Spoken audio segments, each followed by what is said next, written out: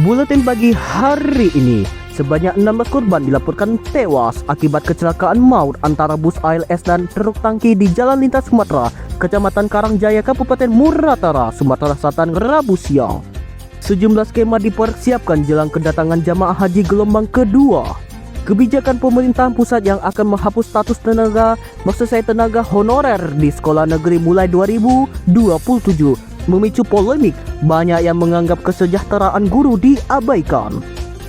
Polisi segera menjemput paksa pengasuh pondok pesantren di Pati, Jawa Tengah yang menjadi tersangka kasus kekerasan seksual. Sebelumnya warga mendesak polisi menahan pelaku usai ditetapkan sebagai tersangka.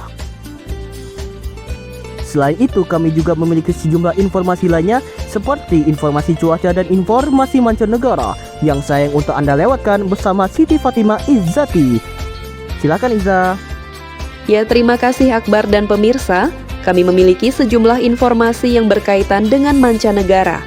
Di antaranya adalah Presiden Amerika Serikat AS Donald Trump mengungkapkan akan membahas perang Iran dalam pertemuan langsung dengan Presiden China Xi Jinping yang dijadwalkan di Beijing pekan depan.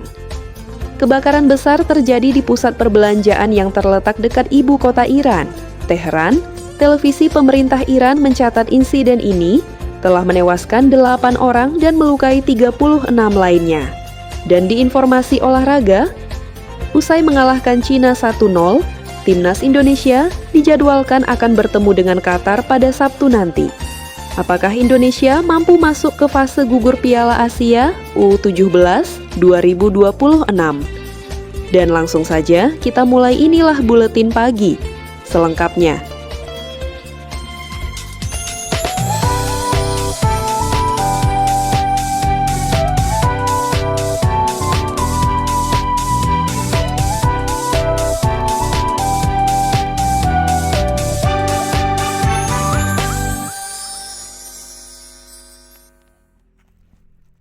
Kita mulai dari informasi pertama. Kecelakaan bus ALS dan truk tangki terjadi di Palembang, Sumatera Selatan. Dalam kecelakaan ini dikabarkan 16 korban meninggal dunia. Kecelakaan ini terjadi sekitar pukul 12.30 waktu Indonesia Barat. Bus antar lintas Sumatera ini terbakar di Jalan Lintas Sumatera, Simpang Danau, Kabupaten Musirawas Utara, Sumatera Selatan. Pihak Salantas Polres Muratara saat ini masih melakukan penyelidikan untuk memastikan penyebab kecelakaan. Adapun kondisi arus lalu lintas dinyatakan sudah kembali normal.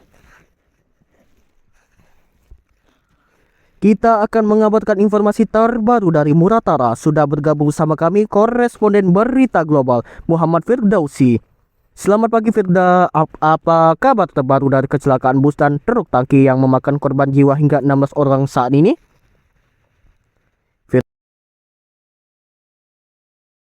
Firda?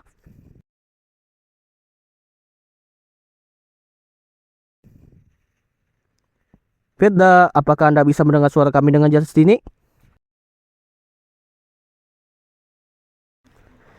Baik pemirsa, sepertinya ada masalah komunikasi dengan Firda untuk saat ini, dan kami akan mencoba menghubungkan kembali sambungannya. Sembari menunggu kita ke informasi selanjutnya.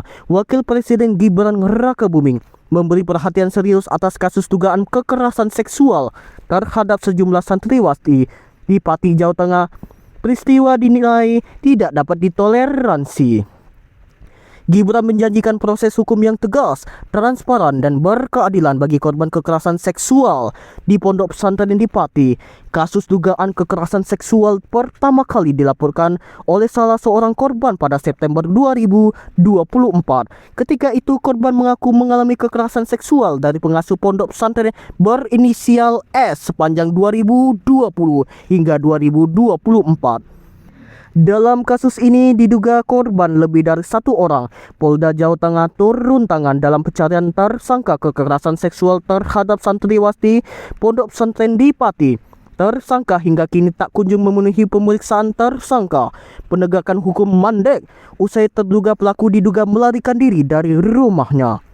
Unit Jatras Polres Jateng dikerahkan membantu Polresta Pati mengejar tersangka yang diduga kabur keluar Jawa Tengah. Polisi juga menghimbau kepada korban lainnya untuk berani melapor. Korban dijamin dilindungi Unit Pelindungan Anak Polda Jawa Tengah.